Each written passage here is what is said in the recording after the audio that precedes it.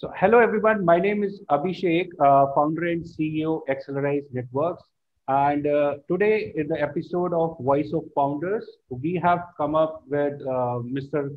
Hemi Hossain, who's a very charismatic personality, originally from Bangladesh, but shifted to Australia and being there in from last 21 years itself. And in Australia, he has basically affected so many lives out there by his personality. He is a digital coach and works with entrepreneurs in mentoring them.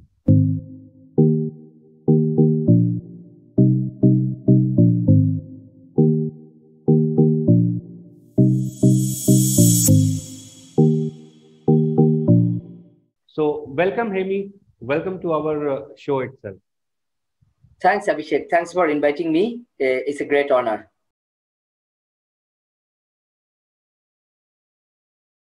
Look, I worked in the corporate around 15 years. So since when I was working there, every time I wanted to quit this job because job was not something I was really enjoying. It was not something, it was not giving me what I was passionate for. So always wanted to quit. But on the other hand, it's not easy to quit the job because job is our comfort zone. It gives us money every fortnight in our account. It took me ages, to be honest. It took me about 7 years to quit my job. So since when I quit my job, I was actually asking myself question, why did it take me 7 years? I could have actually quit this job before. By this time, these 7 years, I could have like many businesses. Why it took me so long? That time I realized that I had no skill. I didn't know how to start. I didn't know what an entrepreneur can do. What does actually even entrepreneurship means, right? So when I came into this entrepreneur journey, the first, the year was challenging for me because I had no idea. From there, I decided that many people who wants to be an entrepreneur, I can help them through this book because I can tell them lots of tips and tricks which I didn't apply before. I could have applied that 7 years earlier. So in the book, the way I presented that is all about my struggle, how I become the entrepreneur, how I become the digital entrepreneur, and some magical steps. They can actually read this book and take those steps, so they don't need to spend another 7 years. They can read this book, follow those steps, and they can make that entrepreneurship journey earlier. And that's what when I came into the journey, I decided that I'm going to write this book and pass this to the other people who can follow this process and become the entrepreneur earlier rather than waiting for another 7 years.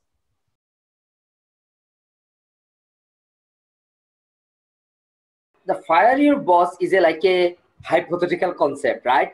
It's all about, the book is all about, what I have written. The book has got 3 different parts, right? The first part of the book is all about my struggle because doesn't matter regardless if you are an entrepreneur or you're working for someone or you are a person doing nothing. At the end, right, we all go through a certain, the struggle in our life. But some people knows how to manage that struggle. Some people doesn't know how to manage that struggle. And the people who doesn't know how to manage that struggle, eventually they fail, they get frustrated, depressed. So in the first part of the book, I showed them how you can manage your struggle better. Every time when something comes to you, rather than you say, this is a problem, you can say differently. You can say, this is a challenge. So when challenge comes to you, as a human, we always want to win the challenge. We don't want to lose. As soon as you say problem, then you step back. You say, oh my God, this is a problem. But when you say this is a challenge, then you love to win that challenge. And you do everything to win that challenge. So from my life, what I have found, everything I say myself that, okay, life is all about challenge and struggle. If there is no challenge and struggle, life is boring. So from my perspective, that's how I want in my life in terms of where I am right now. So the first part of the book is all about how you set up your mind and how you go through the struggle period, regardless you working or you become an entrepreneur or you even a startup. The second part of the book is how you actually go through this entrepreneurship journey.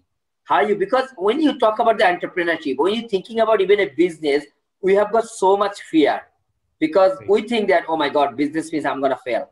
Oh my God, startup means I'm not going to get the funding in my life. Oh my God, when I'll be entrepreneur, what I'm going to do. So the second part of the book is all about different process techniques, how you become an entrepreneur. And the third part of the book, the way I have written is, I was actually promoting digital entrepreneurship in last 5 years because I was telling people that the world is going to be digital. So you need to be part of this. You need to make sure you become a digital entrepreneur. So you need to utilize the technology better. You need to make sure that you're part of the digital world. So in the third part of the book, I have given them lots of tips, tricks, and the step so they can actually become a digital entrepreneur. So this book, if someone actually read this book really well, someone actually utilized this book really well, I think regardless what you do, you can actually utilize even like first part of the book and you can change your mindset really well. Or the second part, if you want to be an entrepreneur, you can use the second part of the book. And the third part, if you really think that, and I think the pandemic actually gave us a lesson that everything needs to be digital, right? Even like now we are talking in like a conference call or Zoom call, right? So now you need to understand that I want to be part of this digital world, and that's what you need to learn the third part of the book. So it has got a different sequence and different part. So as you ask the question, regardless, like say who you are, what you're doing, you can utilize this book really well in order to become a person who you want to be and then transform your life completely.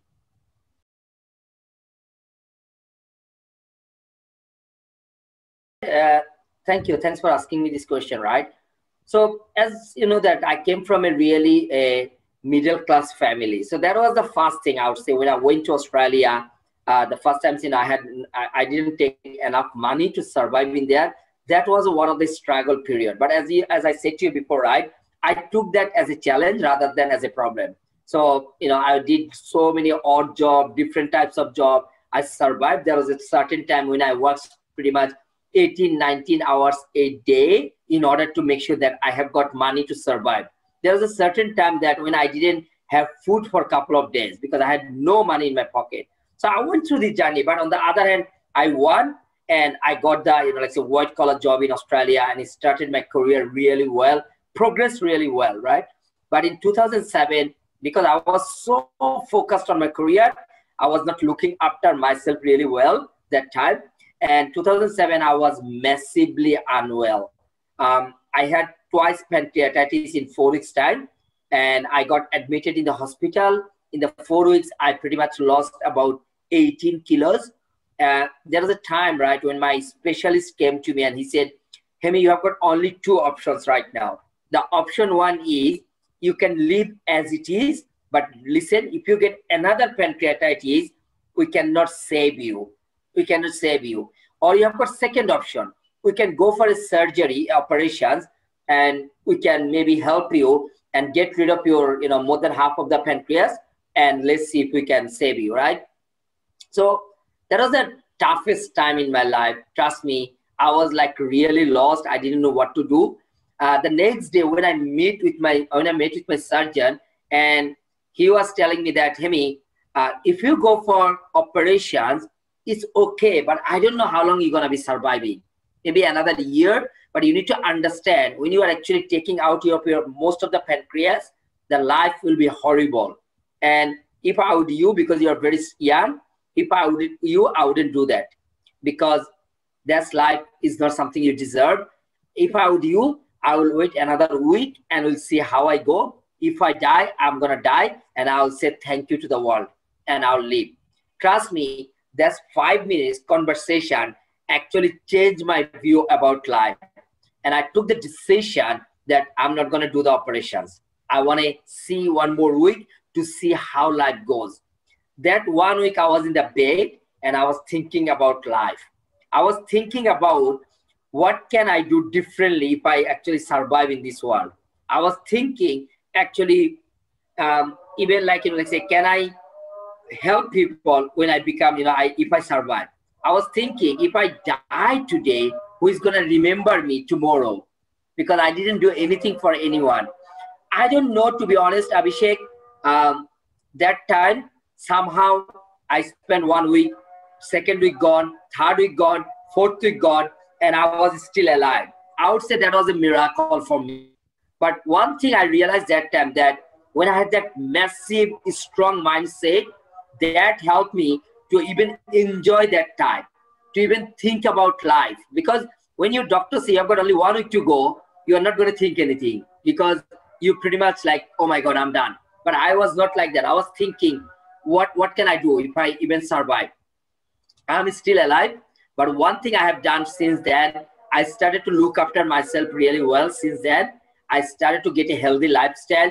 Of course, I love my work. I do things. But on the other hand, I have got now time for me. I spend time for my health. I spend time for my going out and making sure I eat the healthy food. So for me, is advice for many entrepreneurs, many startups. Sometimes we are so focused on our passion because we want to grow our business, we want to grow our startup, and we don't look after ourselves. And that's actually destroy us, because at the end, we all need to remember that if your health is not okay, regardless how much money you have got, what you have got, it's not going to help you.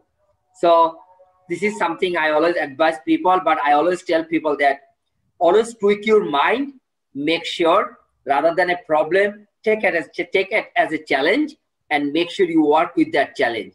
And as a human, we always love to win the challenge. Who doesn't want to win the challenge? So take that away. So that helped me to actually keep continue, and I still am good. And even my entrepreneurship journey, as I told you before, in my first year, I lost significant amount of money.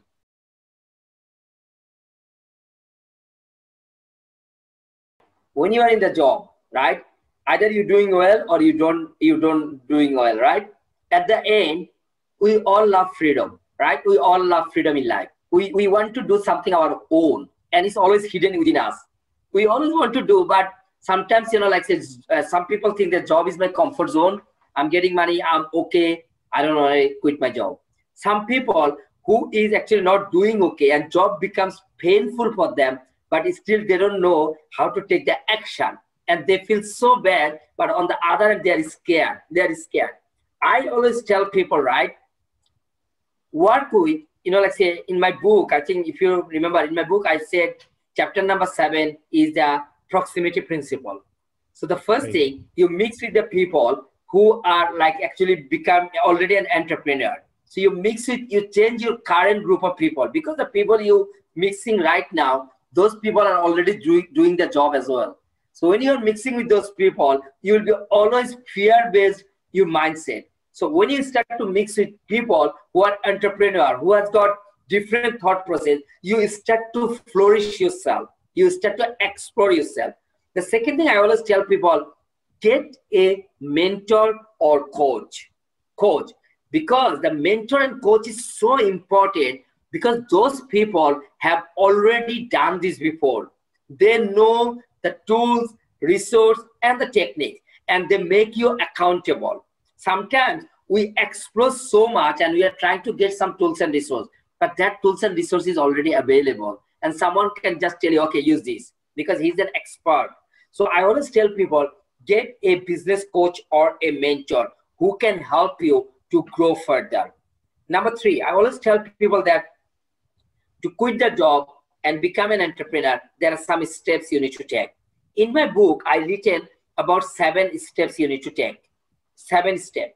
And it is a step by step. You need to make sure that before you come, you need to get educated yourself about the business. Before you come to the business, you need to have some skills. So those are the 7 steps. If someone follow those 7 steps and make sure they go through these, they actually, regardless, they are scared or they are fear, still they can come to the, in the entrepreneurship journey. The last thing I always say, when you are thinking something, take massive, immediate action. Sometimes we say, oh, I'm going to do it, but we don't know when, and we just wait. One day time will come and then I'll do. Then by this time you become older, or your accountability, your burden of life, your responsibility becomes bigger than your passion. And that time you say, I cannot do anything. I cannot do anything because now I have got so much burden, debt, family commitment, and I cannot do anything about it. So you just need to take some massive, immediate action as soon as you think that. So those are the small things you can do. But if I would recommend someone to go and read my book, and I have written the 7 clear steps to become an entrepreneur from quitting your job.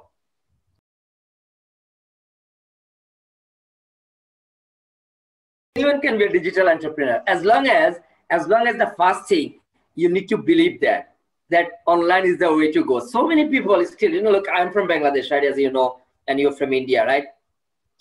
Still, we have got people who even doesn't believe that you can make money in online.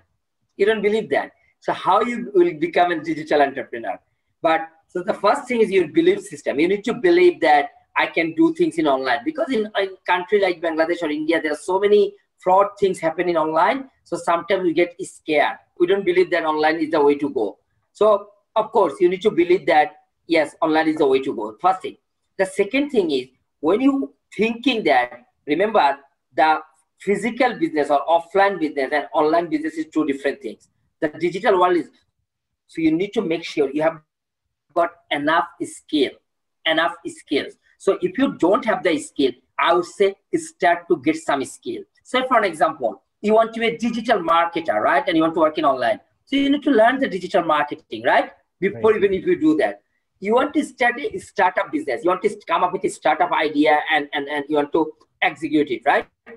So you need to learn about some online, like even like nowadays, right? Think about that. You are going for a funding. You are presenting things in online because physically it is not possible. So you need to learn that. Yeah, and also you need to think about anything you do startup. Think about how I can use the technology better, because everything is now technology. How I can, make sure that there's some blockchain thought process or even some artificial intelligence thought process I can incorporate.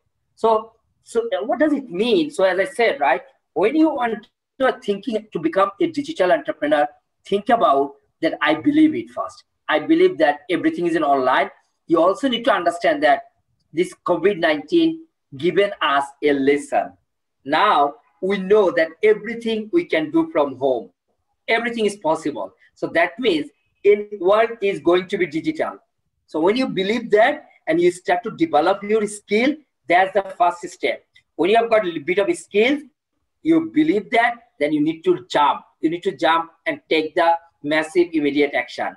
And then after that, as I said before a couple of times, get someone expert, a business coach or a digital coach who already knows what to do, how to do, and work with them. Work with them, become their proximity, be part of a group of people, and then you eventually will become a digital entrepreneur.